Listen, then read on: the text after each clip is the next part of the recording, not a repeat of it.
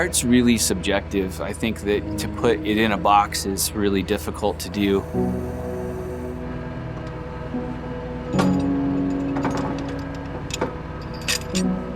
Art has the ability to touch people in ways that nothing else can. And you can look at a piece of art and it can have the ability to bring up emotions and bring up memories. And that's to a large degree why I think a lot of people collect art, is because it touches them in a certain way.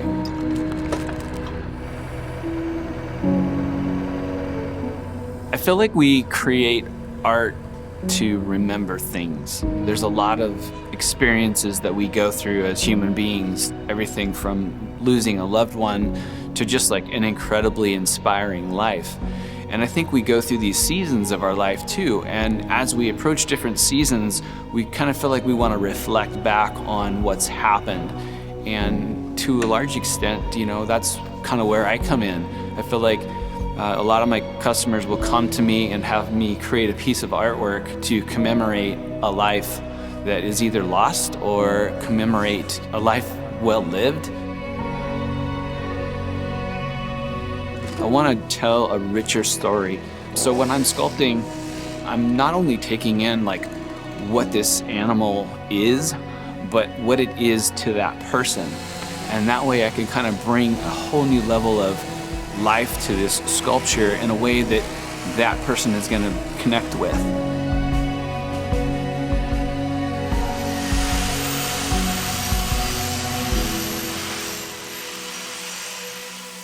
So on January the 21st, 2019, I went out to work just like I would on any other day. I no more than got a handful of steps outside my door before I realized that my studio was on fire.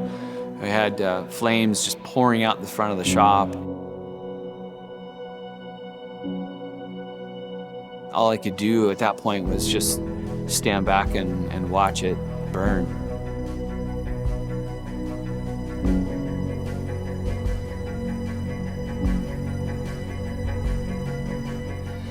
It's been a year since the fire. A couple weeks after the fire we moved very quickly in terms of trying to kind of put a plan in place to rebuild a new studio. We've built a beautiful studio and it's working out so good. There's so many elements that I had been dreaming about implementing for years and years, and I was able to combine all those into this, and it's just been a really, really great place.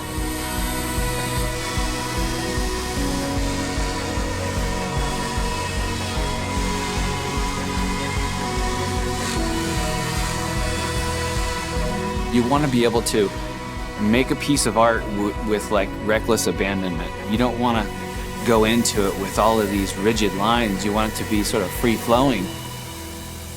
I'm looking at a big, massive chunk of wood, and little by little, parts that I don't want are carved away.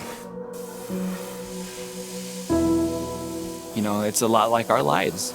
We live this sculpted life where we're constantly chipping away things that don't belong to reveal something that does belong. Hey everyone, Jeff May here. Thank you so much for joining me this week on A Sculpted Life. This is episode number 3, and I wanted to just take a moment to share with you that A Sculpted Life was born literally out of the ashes of my studio being burned down in 2019. Much of the concepts of me being able to tell a story behind the artwork that I make has been a long time coming. So thank you so much for subscribing and watching, and we'll see you on the next one.